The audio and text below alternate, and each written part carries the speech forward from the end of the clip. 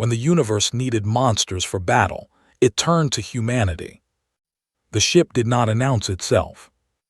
One moment the sky over Chicago was clear, pale blue, and full of ordinary clouds. The next moment there was something in it that had no business being there. No sound, no warning, just a shadow that swallowed 6 city blocks and kept spreading. I was standing on the roof of the UN Liaison building when it appeared. Sergeant Major Delara Vasquez, 38 years old, 15 years in the Army, 4 combat deployments, and I had never once in my life felt small. Not in a jungle, not in a desert, not in a mountain pass at night, but standing on that roof, looking up at the underside of something that made our tallest skyscrapers look like pencils, I felt small for the first time. The radio on my hip went insane. Every channel at once. Military frequency, civilian emergency broadcast, police dispatch, weather radio, all of them screaming over each other. I turned the volume down and kept staring up. The ship was not beautiful. That is the thing people get wrong in movies. Alien ships in films are always sleek, graceful, full of curves and light. This thing looked like a continent someone had picked up and hung in the air. It was dark gray and covered in structures that made no visual sense. Towers that pointed inward, rings that spun at wrong angles, surfaces that looked like they were made of stone but moved like liquid. My commanding officer, General Carter Voss, came through on my earpiece.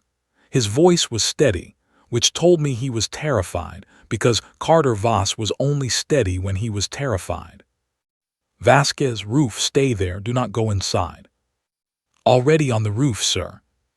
Good, keep your eyes on it. Hard to look anywhere else, sir. The ship stayed still for 4 hours. Nothing happened. The whole world held its breath. Air traffic was grounded globally within 40 minutes. Every military in the world went to its highest alert. The United States, Russia, China, the European Union all had assets pointing at the sky within 2 hours. Not that it would have mattered. Looking at that ship, you understood instinctively that anything we pointed at it would have been less threatening than a thrown pebble. Then a smaller craft descended from the underside of the ship, not small in any normal sense. It was roughly the size of a city stadium, but compared to the thing it came from, it looked like a lifeboat. It landed in Lake Michigan without making a splash. The water simply moved out of the way. I was on a military helicopter, heading to the lakefront within 6 minutes. The first thing I noticed was the sound. The smaller craft hummed at a frequency just below hearing. You felt it in your back teeth, in the base of your skull. It was not aggressive. It was not welcoming. It was completely indifferent to how you felt about it. A door opened in the side of the craft. Light came out, but it was not warm light. It was the color of winter sky just before snow, cold and flat and ancient. They walked out in a group of 7. They were tall, 2.5 meters at least, some of them. Their bodies were vaguely humanoid, but the proportions were wrong in ways that took a moment to identify. Limbs slightly too long, heads slightly too large, fingers that bent in directions fingers did not bend. Their skin, if you could call it that, was translucent at the edges and darkened toward the center of their bodies, like looking into deep water. At the front of the group was the one I would come to know as Envoy Savel. Savel was made of something like crystal. Not literally, I would later learn, but the outer membrane of its kind grew in lattice structures that caught and fractured light. When it moved, it sent small prismatic flickers across everything nearby. Its voice, when it spoke, was not a voice at all. It was a chord. Multiple tones simultaneously, like a small orchestra had been compressed into one throat. The translation device it carried rendered its words in flat, accented English. The accent sounded like someone who had learned the language from a textbook written by someone who had also only read a textbook. We request the entity designated as the human species representative. Secretary General Amara Osai stepped forward. She was 61 years old, from Ghana, and she had more composure in her left hand than most people had in their entire bodies. She looked up at Savel without flinching. I am the representative. I am Amara Osei. Savell studied her for 3 seconds. Then it said something that changed the course of human history, and it said it the way you might ask someone to pass the salt. We require your warriors. We are losing a war. Nobody spoke for a long moment. Then Secretary General Osei said, "Tell us about the war." That conversation lasted 9 hours.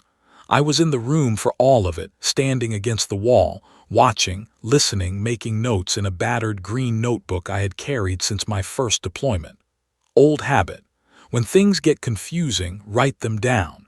Make them real and manageable on paper. What Savell told us was this. The Galactic Conclave was not one species.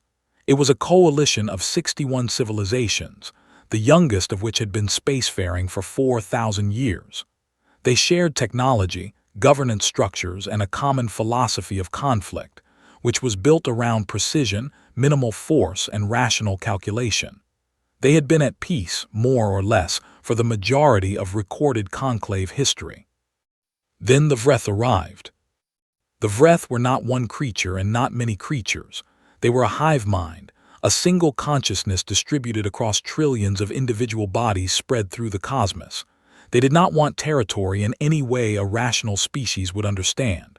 They did not want resources or power or survival in the conventional sense. They consumed. Star systems went dark as they passed through them. Planets went cold. Not because the Vreth destroyed things out of malice, but because consumption was simply what they did, the way a river does not intend to flood a field. The Conclave had been fighting the Vreth for 312 years. They were losing. Not quickly, not catastrophically in any single moment, but slowly, measurably, with the terrible patience of mathematics. Every year they held fewer systems than the year before. Every year the Vreth adapted more precisely to Conclave battle tactics. The Conclave fought with logic, and the Vreth had 3 centuries to learn that logic. "Why us?" Secretary General Osei asked. "You have 61 civilizations. You have technology we cannot imagine. Why come to Earth?" Savell was quiet for a moment. Its crystalline structure shifted slightly, the prismatic light settling into cooler tones. "Because your species is unlike any we have studied," it said. "You are classified as a Tier 1 feral species, primitive, technically. But our observers have watched your world for 200 years. You fight differently. You fight in ways we cannot model or predict. Your wars are not rational. Your warriors do not behave according to calculable parameters." Savell paused. "We have tried everything rational. We require something else." I wrote in my notebook at that moment. I wrote, "They are desperate and they think we are wild animals who might be useful." I underlined the word desperate twice. Osei said, "We will consider your request." Savell said, "We expected deliberation to require many days." Osei said, "We will have an answer in the morning." I went home that night to my apartment. I sat at my kitchen table and ate leftover rice and stared at the wall. Outside my window, the city was not rioting, not panicking, not in chaos.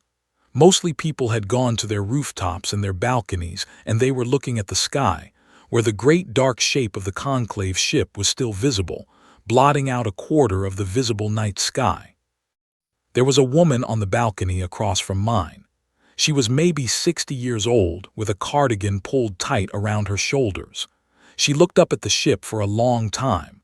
Then she went back inside and I heard, very faintly, the sound of her television. The world goes on. That is what humans do. The world goes on. In the morning, Secretary General Osei met with Savell and said yes. The aliens did not applaud. They did not express gratitude. Savell simply nodded once and said the assessment team would arrive within 72 hours to evaluate potential combatants. I watched its crystalline face for any sign of relief, or hope, or even simple professional satisfaction. There was nothing, just that flat, cold light. As I walked back to the vehicle, I thought about what it would feel like to be so desperate that you called on a species you clearly considered beneath you. Called on them not as equals, not as allies, but as a last resort, a tool you did not fully trust but had no choice but to use. I wrote one more thing in my notebook before I got into the car. I wrote, they are afraid of losing, and now they are going to be afraid of us too. I did not know yet how right that would turn out to be. The assessment station arrived in Earth orbit 3 days later, quiet as a held breath. It was not as large as the main conclave vessel. Nothing was as large as the main conclave vessel, but it was substantial enough that the astronomers who spotted it first briefly thought a new moon had appeared. It sat in a stable orbit 200 kilometers above the surface. A dull gray masked the shape of a flattened disk, and for 2 days it simply watched us with sensors we could not see and could not block. On the 3rd day, I was on a shuttle heading up to meet it. 40 people with me. Colonel Raymond Oakes in the seat to my left, reading a physical newspaper he had somehow found, folded neatly the way people used to fold them before everything went digital.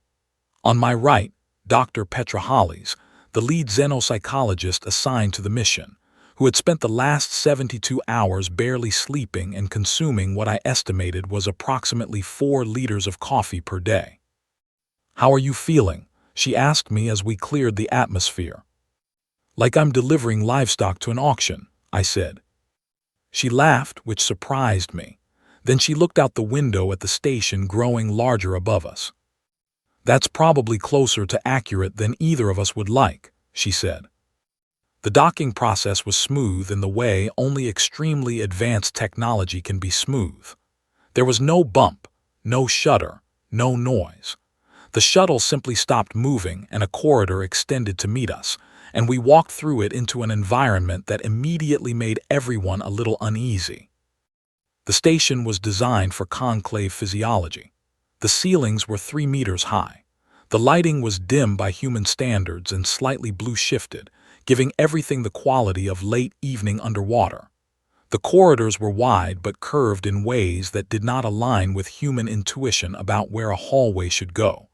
You could walk a straight line and somehow end up facing a different direction than you expected. Savell met us at the docking bay. Beside it were 2 other conclave members I had not seen before.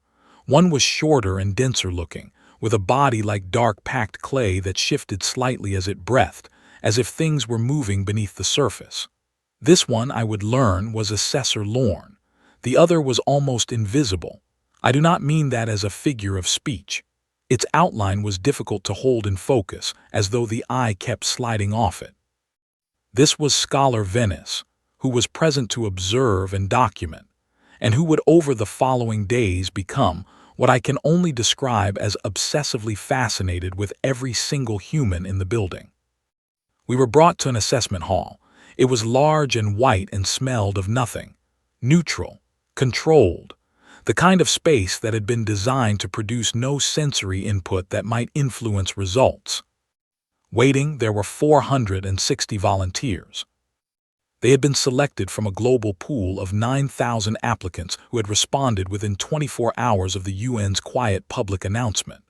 The selection criteria were deliberately broad: active military, retired military, emergency services, search and rescue.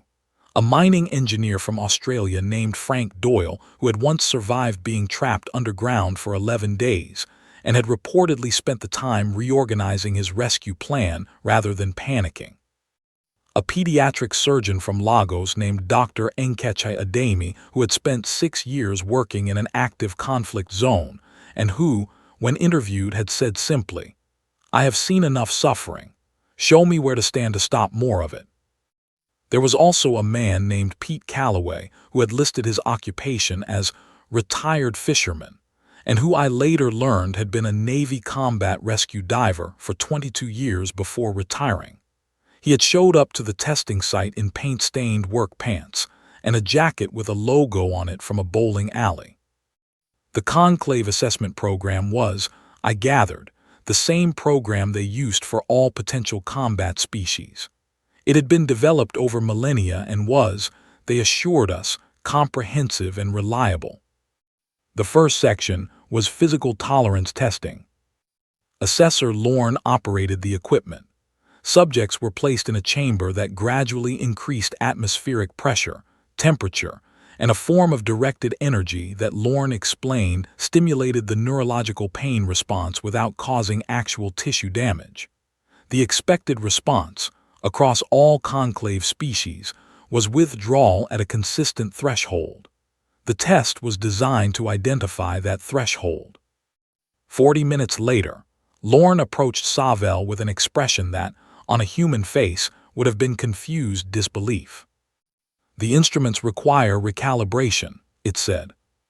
"The instruments do not require recalibration," Savell said. "The readings are outside design parameters. Then the parameters require expansion." I was watching from the observation gallery above. Dr. Hollies was beside me making rapid notes. I leaned toward her. "What's happening?" "They designed the pain threshold test to measure up to what they consider extreme," she said quietly. "The ceiling of the test is what their toughest species can endure. Apparently, several of our people have already gone past it and are asking what comes next." Below us, Pete Calloway was sitting in the testing chamber reading a small paperback novel he had produced from somewhere. He had been in there for 47 minutes. Lorne kept checking the instruments. Calloway turned a page. The second section was what the conclave called rational retreat assessment. It measured, through a series of tactical simulations, the point at which a combatant would identify a situation as unwinnable and execute strategic withdrawal. This was considered an essential survival skill. Every conclave species had a clear, predictable retreat threshold. Knowing that threshold let commanders plan. The humans had no threshold. Not in the way the test was designed to measure. The simulation scenarios escalated in difficulty until they reached conditions that were, by any objective calculation, entirely hopeless. Most conclave species began retreat protocols between 60 and 70% probability of mission failure. Their most decorated warriors might hold to 80%. Human volunteers held to 98. Some held to what the system calculated as 100. When asked afterward why they had not retreated, the answers were not tactically sophisticated. They were things like, because we hadn't tried everything yet, and because giving up felt worse than losing. And from the retired fisherman, who had apparently also been assessed as having the highest raw physical tolerance of anyone in the group, "Quitting is a habit. I never started it." Lorne pulled Savell aside. I could not hear the conversation, but I watched Savell's crystalline surface flicker rapidly, the prismatic colors cycling in a way I had started to read, tentatively, as agitation. Then came the psychological battery. This was the one I had been most curious about because Dr. Hollies had spent the most time worrying about it. The conclave's psychological model for effective warriors required a specific emotional profile. Controlled, calm, detached. They wanted combatants who could make optimal decisions without emotional interference. They tested for emotional stability under stress. They tested for fear response. They tested for aggression modulation. 40 minutes into the psychological battery, Venice, who had been silent and semi-transparent in the corner of the observation room, drifted to my side and spoke to me through its translation device. "We have not encountered this before," it said. "What specifically?" I asked. "Your people are afraid," it said. "Many of them. The instruments detect the biochemical signatures clearly, elevated stress hormones, rapid cardiac response, the physical markers of fear." "Yes," I said. "And yet they are not behaving as afraid creatures behave." I looked down at the assessment floor. Frank Doyle, the mining engineer, was in the middle of a high-stress simulation that involved a collapsing structure and no visible exit. The simulation was designed to trigger maximum fear response. Frank Doyle was, as far as I could see, arguing with the simulation system, pointing at a section of the virtual ceiling and explaining to it, in detail, why the structural collapse was proceeding in the wrong order. "We are afraid," I said to Venice. "We just do things anyway." Venice was quiet for a moment. "That is not a trait we have encountered in a sapient species before," it said. The fourth day of assessment introduced a new element: group testing, cooperative scenarios. Here, for the first time, the conclave assessors saw something that generated what I can only describe as a visible crisis in their composure. Human volunteers who had never met before were working together within minutes. Not just functionally working together, the way any pack-minded species might coordinate, but laughing together, making each other more effective through what appeared, to the conclave observers, to be completely irrelevant social behavior. The scenario was a simulated combat evacuation. A wounded team member had to be extracted under pressure. The conclave's model predicted that non-bonded individuals, strangers to each other, would cooperate at 40% efficiency versus a bonded unit. The human strangers cooperated at 91% efficiency. And they made jokes the entire time. Lorne's clay-like surface had been shifting increasingly rapidly for 2 days. On the fourth day, it stopped Savell in a corridor that I happened to be walking down, and said something it clearly did not realize I could hear, because it did not think of me as someone worth privacy from. "These creatures are not behaving like a Tier 1 species," Lorne said. "No," said Savell. "They are not even behaving like a warrior species. They are behaving like—" Lorne paused. It seemed to be searching for a category that did not exist. "There is no classification for this," it said. "No," said Savell again. "What do we do?" Savell's crystal surface caught the blue-shifted station light and scattered it across the curved walls in a brief, cold spray of color. "We use them," it said. I kept walking. I did not look back, but I wrote in my green notebook that night, sitting in my bunk in the human quarters where the lights had been turned up warmer at my request, and someone had found a coffee maker and produced 12 cups of decent coffee from somewhere. I wrote, "They came here thinking they were borrowing a tool. What they got was something that does not fit any of their categories. They do not know what to do with us. They are going to use us anyway because they have no choice." I paused. Then I wrote, "They should probably be more worried about that than they are." The formal assessment concluded on day 5. Savell informed Secretary-General Osai via transmission that humanity's contribution had been deemed acceptable. It was the most reluctant compliment I had ever heard. The deployment briefing came 48 hours later. Target, a fractured moon called Kethavel, on the outer edge of a contested system, 4.2 light-years from Earth. I looked at the star charts they provided us. I looked at the scale. I looked at the distance from everything I had ever known. Then I looked around the briefing room at the people who would be going. Dr. Adami was sharpening a pencil with a pocket knife and reading a medical text. Colonel Oakes had put down his newspaper and was listening with the careful attention of someone who intends to be ready. Pete Calloway was asleep in his chair, which either meant he was very calm or had learned that sleep was the best preparation for anything. I wrote one line in my notebook. I wrote, "Whatever is waiting for us out there has never met anything like us. That is either going to go very well or very badly." Then I closed the notebook, put it in my jacket pocket, and went to find more coffee. The briefing said rear support. That is what it said, written clearly on the official deployment order that Colonel Raymond Oakes had signed and initialed at the bottom right corner. Perimeter defense and logistical reinforcement. We were to stay behind the conclave's primary combat lines and make sure the supply routes stayed clear. I read that order on the transport as we dropped out of faster-than-light travel for the first time, which is an experience I cannot adequately describe, except to say that the universe seemed to pause for a single second and then resume playing, as though a very old machine had briefly stuttered. Cathavel was gray and broken-looking in the viewport, a moon that had been partially consumed by the Vreth, its surface cracked along lines that glowed faint orange from whatever heat still moved beneath. The largest fragment was the size of a small country. The Conclave had a garrison there, a garrison that had been fighting a holding action for 8 months and was, according to the briefing, doing fine. They were not doing fine.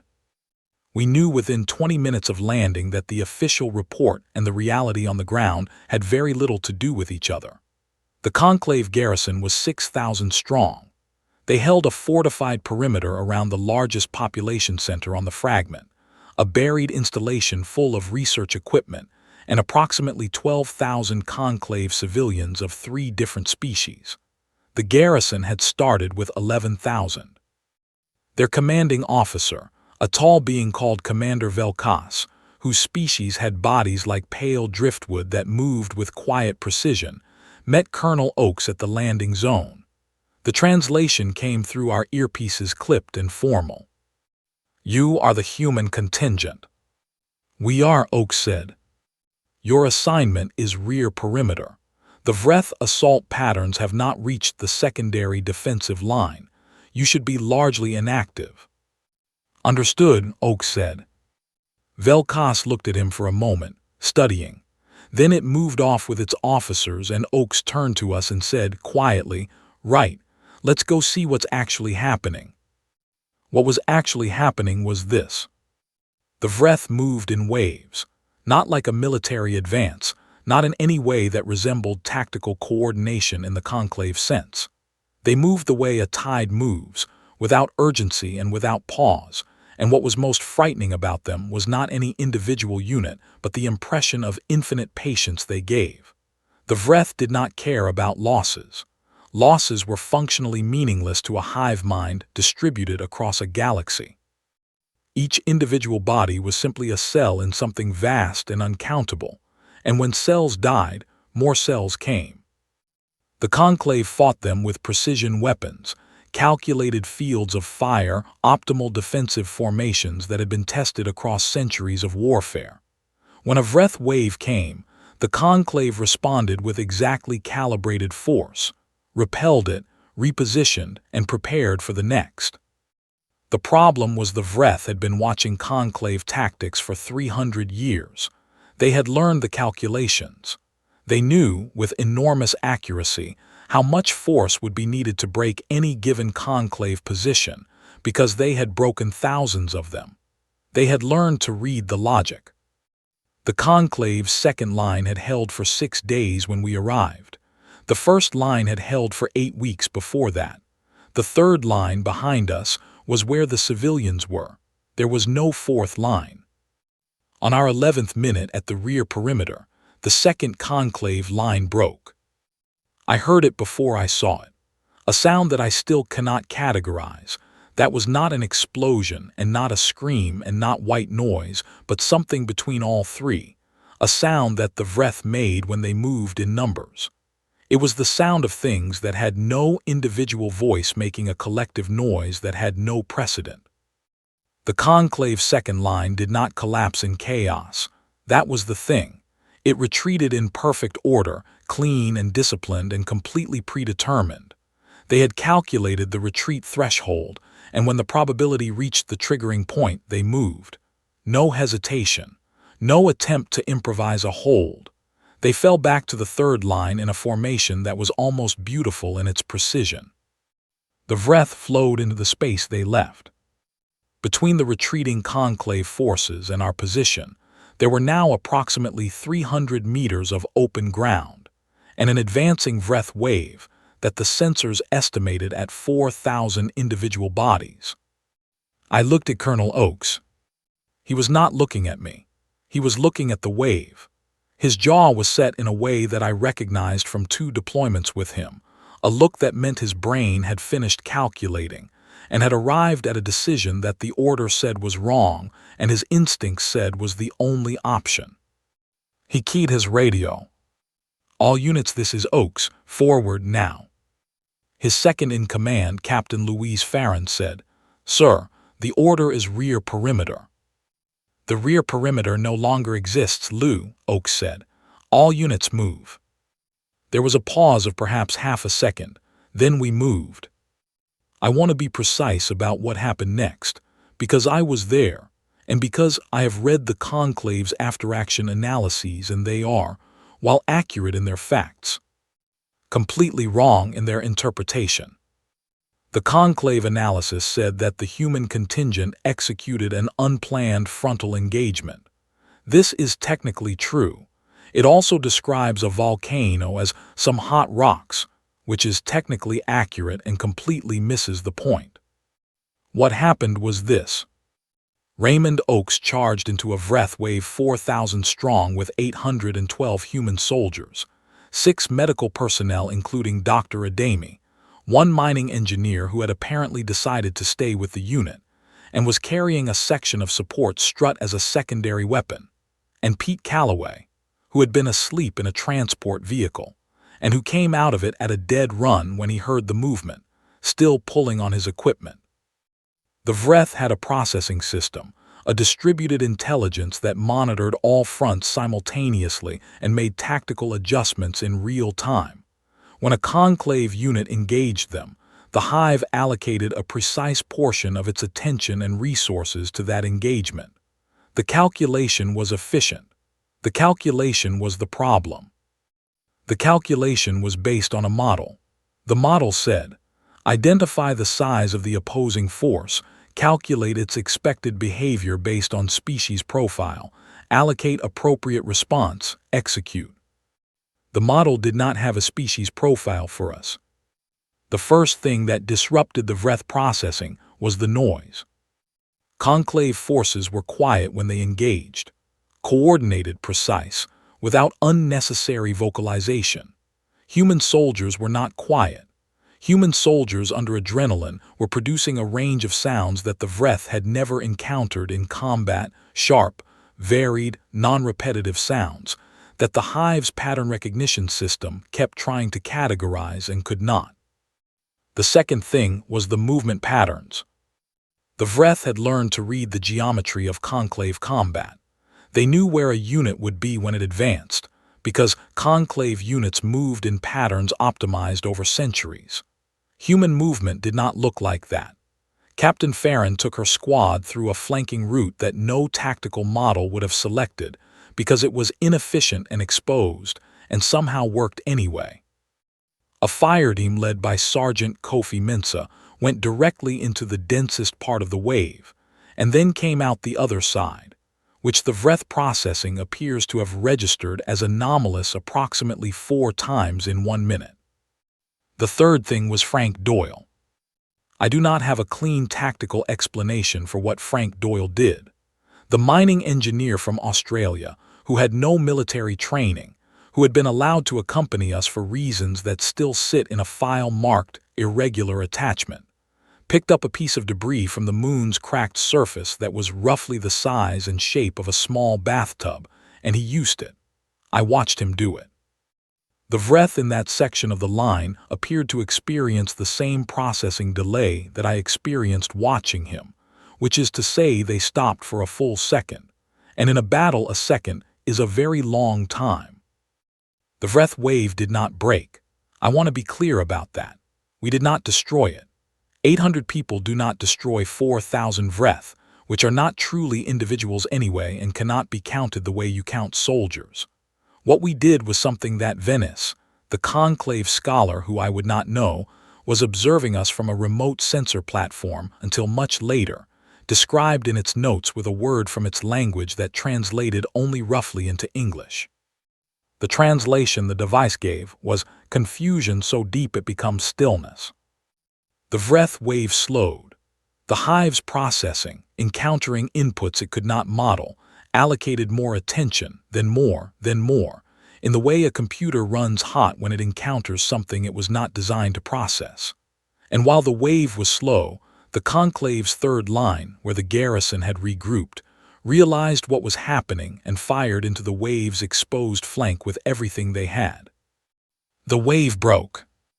Not because of us alone, not because of the garrison alone, Because of both, and because the Vreth, for the first time in 3 centuries of war, did not know what it was looking at and could not decide what to do about it. The ground went quiet, not peaceful quiet, the quiet of a very large thing catching its breath. Colonel Oakes stood in the middle of the open ground, dust on his uniform and a long cut across his cheek that he was not paying any attention to, and he looked at the position we had held, and then at the position the Vreth had retreated from, and then at the conclave garrison line. Commander Velkos had come out to the forward position. It was standing 30 meters from Oakes, and it was very still. The pale driftwood surface of its body was doing something I had not seen conclave physiology do before. It was shivering, very slightly, very finely, like something vibrating at high frequency. Velkos said, through the translation system, "You were assigned to the rear perimeter." Oakes looked at it. "The rear perimeter moved," he said. Velkos was quiet for a very long time. Then it said, "Yes, I see that it did." I was writing in my notebook.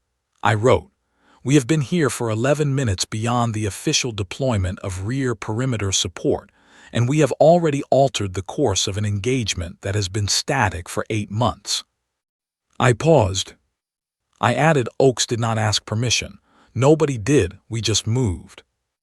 Then I looked up because Pete Calloway was standing nearby, and he had produced, from somewhere in his equipment pack, a small folded piece of paper that turned out to be a printed photograph of what I assumed was his family, and he was looking at it for a moment with an expression that was not fear and not quite peace and not quite sadness, but something made of all three, before he folded it back up and put it away and went to help Dr. Adami with the wounded.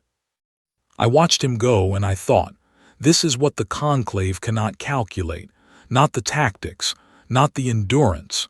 This, the fact that we carry our whole lives into every fight and we keep going anyway. I wrote that down too. Kethavel held. That was the simple version of events. The conclave's official record would state that the garrison at Kethavel held against a sustained Vreth offensive with the assistance of a human auxiliary unit, that the engagement was resolved after 14 hours of active combat, and that the moon fragment was successfully secured, allowing conclave researchers to extract 3 months of critical data on Vreth structural composition before evacuating the installation. The simple version left out a great deal. What the record did not say was that Commander Velkos filed a private communication to the Conclave High Council 40 minutes after the battle ended. I did not read this communication until 2 years later, when Venice showed it to me as part of what it called its documentation project. The communication said, among other things, that the human unit had behaved in ways that were not classifiable under any existing combat doctrine, that the effect on Vreth tactical processing appeared to be significantly beyond the effect of force applied, and that Velkos personally recommended an immediate review of the human engagement framework. The final line of the communication read, "These beings do not fight the way any thinking species fights. They fight the way a force of nature does. I do not have a category for them. I recommend we develop one before we commit them to a larger theater." The High Council's response was brief. It said that the human engagement framework would be reviewed at the next quarterly session. The next quarterly session was in 3 months. In those 3 months, humanity fought in 7 more engagements across 3 star systems, and I was present for most of them, my green notebook filling steadily with observations that no military academy had prepared me for. Venice was present for all of them. The scholar had, by this point, stopped trying to be subtle about its interest in us. It followed the human units the way a documentarian follows a subject, at the edges of everything, sensor arrays running constantly, its nearly invisible body drifting from position to position. It asked me questions at every opportunity. Some were tactical, some were scientific. Some were the kind of questions you get from someone who has encountered something they cannot fit into their existing understanding of the universe, and is genuinely, deeply unsettled by this. Why do your people give names to objects? It asked me once, after watching Sergeant Mensa introduce a new piece of equipment to his team by announcing the name he had given it and informing them that they would be treating it with respect. Because it makes them real, I said. When something has a name, it has an identity. It matters. Venice recorded this. In conclave species, only living things of cognitive significance receive designations. We give names to boats, I said. We give names to cars, mountains, cities, storms. Some people name their houseplants. A pause. This is not rational. No, I said, it is human. What Venice was watching, and what it was slowly, with enormous effort, beginning to understand, was something that the conclave had no framework for. They had encountered hundreds of species. They had models for pack behavior, hive behavior, hierarchical societies, dispersed intelligence networks. They had models for courage, for stubbornness, for endurance. They did not have a model for what Dr. Adami did on the fourth engagement. We were on a station above the gas giant called Morivelle, a transit hub that the Vreth had decided was worth consuming. The station housed 40,000 conclave citizens. The Vreth came in numbers that the tactical systems rated as overwhelming. The conclave garrison began an orderly evacuation, prioritizing efficiently as their models recommended. The most valuable were to leave first: research personnel, council representatives, cultural archives. The humans were assigned to facilitate the orderly process. 40 minutes in, Dr. Adami found a section of the station that had been sealed by a damaged bulkhead, cutting off approximately 2,000 non-priority civilians, mostly agricultural workers and maintenance staff, that the conclave's evacuation priority system had placed at the bottom of the list. The system had given them a survival probability of 11%. Dr. Adami looked at the sealed bulkhead. She looked at the structural readout. She looked at the 11% figure on her screen. Then she put her hand on the arm of the nearest conclave evacuation officer and said, in a tone I recognized from watching her work, the tone of someone who has already decided and is informing you rather than consulting you, we need a cutter and 2 evacuation teams on this corridor immediately. The conclave officer said, those individuals have been assessed at low survivability probability. Resources are allocated to higher priority units. Then I am reprioritizing, she said. Cutter 2 teams now. The officer said, you do not have that authority. She looked at it. I am a doctor, she said. Patients have no priority ranking. Get me the cutter. Nobody moved for approximately 3 seconds.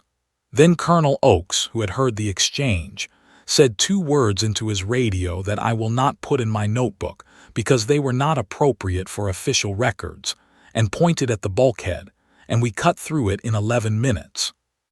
The 2,000 workers were evacuated. Survival rate was 94%. Venice was in the corridor watching. Afterward, it approached Dr. Adami. It was quiet for a long moment, its translucent body shifting with something that looked, increasingly, as I became able to read its body language, like distress. The probability model allocated those resources elsewhere, it said. I know, she said. Your action was not optimal according to the model.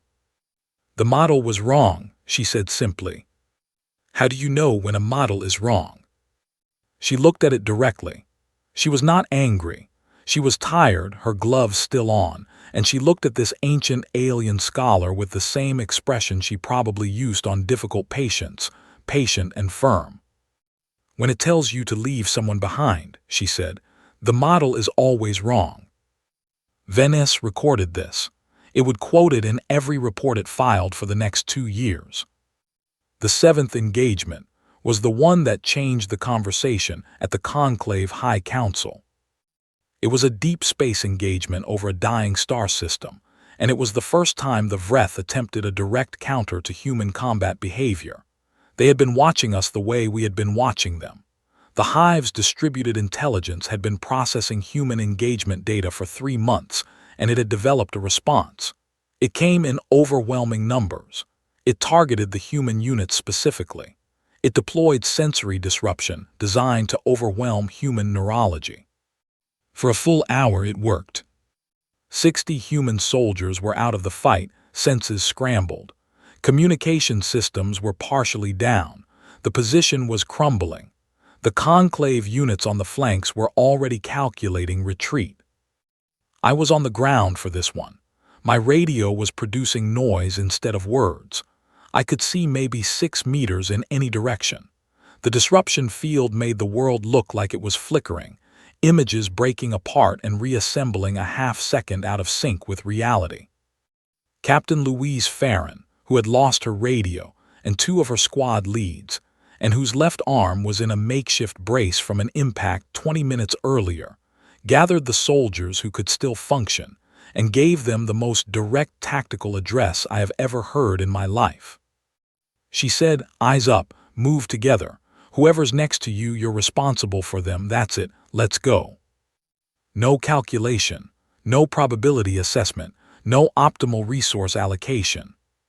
She was responsible for the person next to her. That was the entirety of the strategy. The disruption field was not designed for what happened next, because what happened next was not a tactical response. It was not logical. A group of 60 soldiers, partially incapacitated, with degraded senses and broken communications, moved forward together into the worst of the field rather than away from it, because that was where the rest of their people were. The breath processing system spent 40 seconds trying to compute the response of a species that was not retreating from a field designed to drive retreat. 40 seconds in a tactical engagement is an enormous amount of time to give your opponents. The conclave flanks, seeing the breath hesitation, did not retreat. They held. Then they advanced. After the battle, Venice was very quiet for a long time. Then it said to me, in a tone that I had learned to read as the closest thing it had to awe, "You move toward what hurts you. When your systems are failing, you move toward the center of the failure." "Yes," I said. "That is not survivable behavior by any model I have."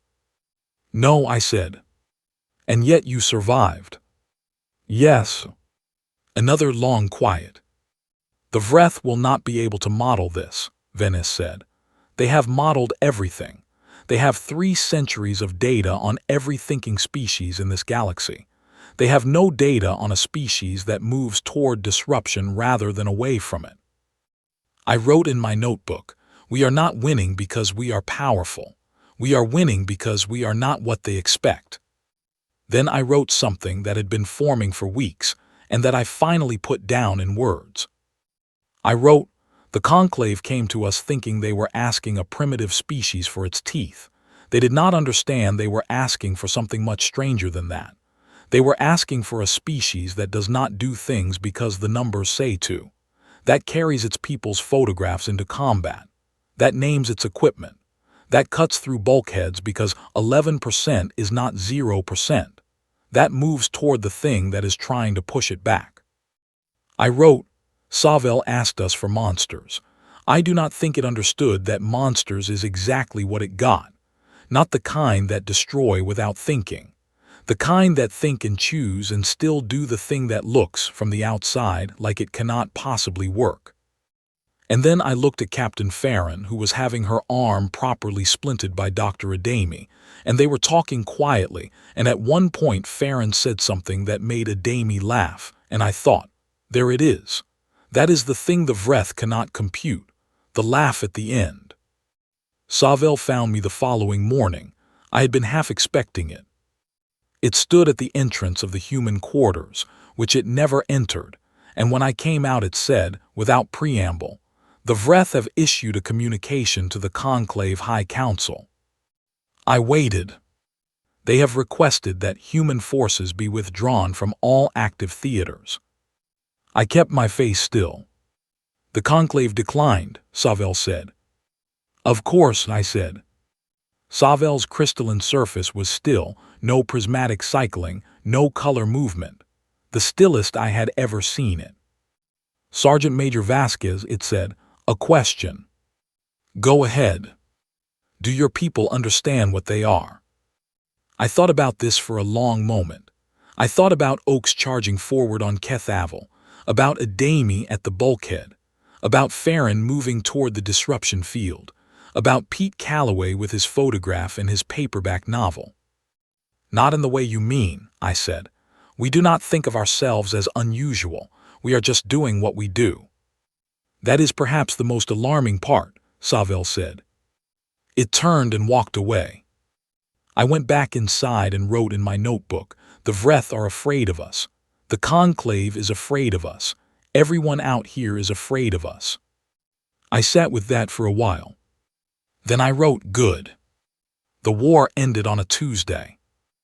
I know it was a Tuesday because Colonel Oaks was complaining about the coffee that morning. He had been complaining about the coffee every Tuesday morning for the 4 years we had been deployed beyond Earth's solar system, and by that point it had become a kind of ritual, a reliable noise that meant things were normal. The coffee was bad. We were still here. Carry on. The communication came through at 07:14 station time. Savell delivered it personally, which was unusual. Usually communications came through the standard relay. It said, "The Vreth hive mind had ceased active operations in all contested theaters. Not retreating, not pulling back to regroup. Ceased. The individual bodies had stopped moving. In some systems they had simply settled onto the nearest surface and stayed there, unresponsive like machines that had been switched off. All Conclave monitoring systems confirmed it within 6 hours. The war was over. Nobody celebrated. Not immediately. Not in the way I had imagined, growing up watching old war films where the news arrives and everyone erupts into noise and relief and tears all at once. Instead, there was a very long quiet, the kind of quiet that follows something you have been braced against for so long that its absence feels like a physical sensation. You push against a door for years, and then the door opens, and you stumble forward because the resistance is gone. Savell stood in the communications center and looked at the data feeds for a long time. Then it said, in its flat translated voice, the one that had no warmth in it and had never pretended to have warmth in it, "It appears to be concluded." Oaks nodded once. He was still holding his coffee cup. He looked at it, seemed to register that the coffee was still bad, and set it down. "Right," he said. "What happens now?" What happened now turned out to be complicated. The Conclave called a full council session within 72 hours. All 61 member civilizations sent representatives. It was the largest gathering of the Conclave in 400 years, since the original coalition had been formed. The agenda was rebuilding, reconstruction of consumed systems, resettlement of displaced populations, the long and painful work of counting what had been lost. Humanity was invited to attend. Not as observers, as participants. I sat in the back of the council chamber, which was vast and carved, as far as I could tell, from a single piece of material that was neither stone nor metal, but something between the two. The chamber was designed to hold representatives of 61 species simultaneously, which meant the seating arrangements were architecturally remarkable. Platforms at different heights, different atmospheric pressures for different sections, translation feeds running in dozens of simultaneous modes. Secretary General Osai sat in the human delegations section on the main floor, beside Colonel Oaks and Dr. Hollies. I sat in the row behind them. When the council chair, a being from a species I had not encountered before, whose body was the approximate shape of a large clenched hand, and who communicated through patterns of bioluminescent light, recognized the human delegation, the chamber went noticeably quiet. Not the polite quiet of diplomatic decorum, a different kind of quiet. The kind of quiet that falls when something very large and very still is paying close attention. Oz gave a short address. She thanked the conclave for the partnership. She expressed condolences for the losses across all member species. She said humanity was prepared to assist with reconstruction efforts in whatever capacity was needed. She did not mention what we had done in the war. She did not make claims. She spoke the way she always spoke, which was with the particular kind of authority that does not need to announce itself. When she sat down, the chamber stayed quiet for several seconds. Then the session continued, and humanity was officially integrated into the reconstruction planning process. And in that purely practical way, the species from the third planet of a minor star became part of the largest coalition in the galaxy's recorded history. It was not a triumphant moment. It was a bureaucratic one, full of scheduling, coordination, and resource allocation discussions and translation complications. But something had changed in that room, and you could feel it, not dramatically, not with fanfare, but solidly, the way a door that has been locked for a long time finally stands open. After the session, Savel met me in a corridor outside the main chamber. This had become a pattern over the years. Savel spoke to me privately more often than it spoke to anyone else in the human delegation. I was not the most senior. I was not the most diplomatically significant. I think it spoke to me because I was the one who wrote things down, and Savel, whose entire species communicated through harmony and light and sound, understood something about the impulse to record. The Council will debate the matter of humanity's formal status for some time, it said. I expected as much, I said. There are factions who consider the incorporation premature, who believe a Tier 1 species, regardless of demonstrated capability, requires a longer observation period before full membership. And other factions. Savel was quiet for a moment. Other factions believe that the traditional classification system requires comprehensive revision, that the categories developed before human contact are no longer adequate. I thought about that because of us. Substantially because of you, yes. A conclave administrative being moved past us in the corridor, its presence creating a brief displacement of the slightly pressurized air, and we both paused while it passed. Savel, I said, what actually stopped the Vreth? This was the question no one had a clean answer to. The official analysis said the Vreth had been worn down by cumulative losses and strategic failures, but the Vreth had sustained losses before. The conclave had been inflicting losses for 3 centuries. Numbers alone did not explain the sudden complete cessation. Savel was very still. The Vreth is a hive mind, it said carefully. It processes all data from all fronts simultaneously. It models every opponent it encounters. The model drives every decision. Without an accurate model, the hive cannot act efficiently.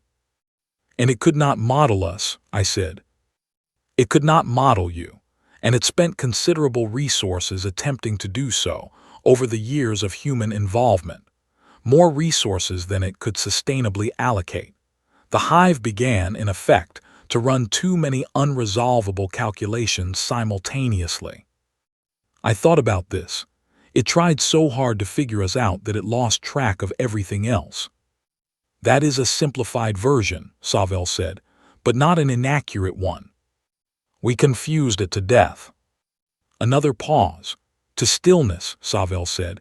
The Vreth are not dead, they are unresponsive. Whether this is permanent is unknown.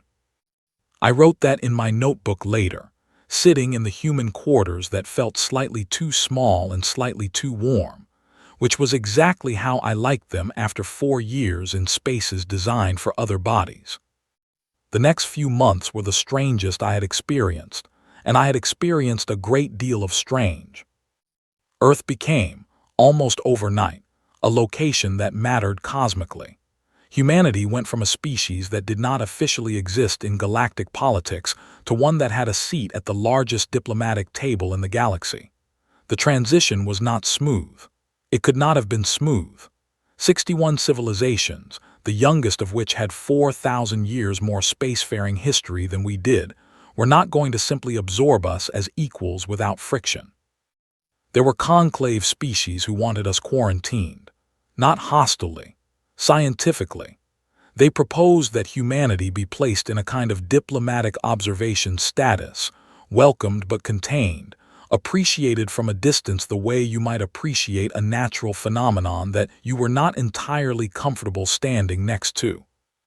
There were species who disagreed, who said that humanity had earned its place, and that earned was the only currency that meant anything.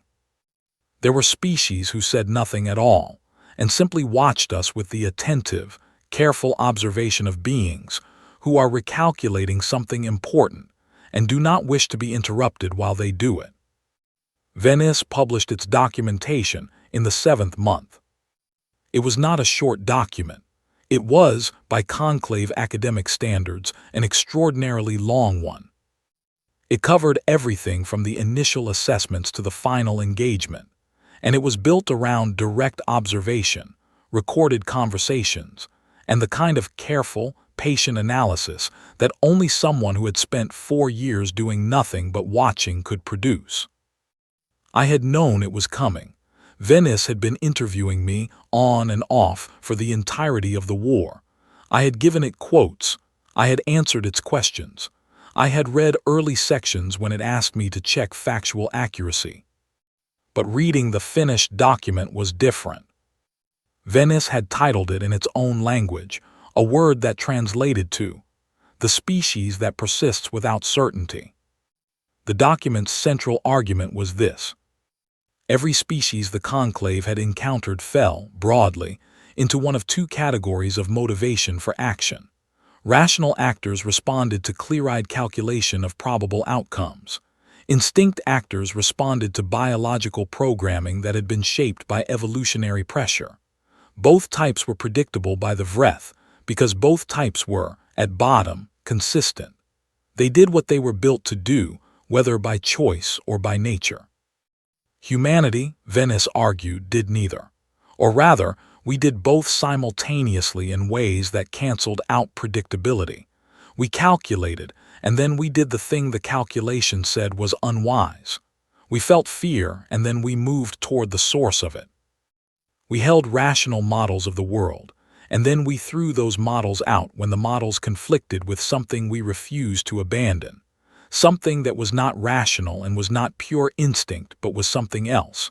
Something that Venice called, in a translation that it acknowledged was imperfect, the stubborn refusal to accept that the math is final. Humans, Venice wrote, act as though the universe is negotiable. I read that line 3 times. Then I went and found Pete Calloway, who was sitting on a cargo crate outside the docking bay with his small paperback novel, which he was now on his 4th reading of, and I read him the line. He thought about it. Sure, he said, sounds right. Does it bother you? I asked. He looked up at the stars for a moment. We were on the station above the first human conclave joint research installation. The stars from here were thicker and stranger than they looked from Earth, the arm of the galaxy visible in a sweep that made every problem feel both enormous and somehow manageable. Bother me that we're weird, he said. No, the universe is weird too, seems fair. He went back to his book. I stood there for a while. I thought about the 4 years. I thought about Kethavel and Morivel and the disruption field and the bulkhead. I thought about Osai in the council chamber, speaking without triumph, making no claims. I thought about Oakes and his bad coffee and his absolute certainty every single time that moving forward was the answer.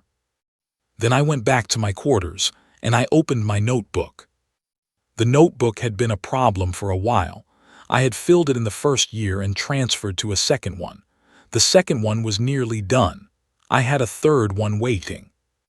I opened to the last page I had written on, and I wrote the final entry. I wrote, "The war is over. We are still here. The universe is not sure what to do with us, which is fine because we are not entirely sure what to do with it either, but we are going to find out." I wrote, "Savel asked me once if our people know what we are. I think the honest answer is no, not fully. We do not see ourselves the way the rest of the universe sees us. We do not experience ourselves as strange. We experience ourselves as people trying to do what needs doing, carrying photographs in our pockets and arguing about card games and making bad coffee and moving toward whatever is coming because standing still is not something we know how to do for long. I wrote, maybe that is enough. Maybe that is everything. I put the pen down. Then I put the notebook in my jacket pocket, because old habits do not go away just because a war ends, and I went to find Oaks to tell him that the next communication had arrived. It was from a system 3.7 light-years out, a different species, a different crisis, a request conveyed in very careful diplomatic language that humanity consider lending its particular capabilities to a new and difficult situation. Oaks read the message. He was quiet for a moment. Then he looked at me over the rim of his coffee cup. "Same coffee on the new assignment?" he asked. "Probably worse," I said. He nodded. "Right," he said, "let's go."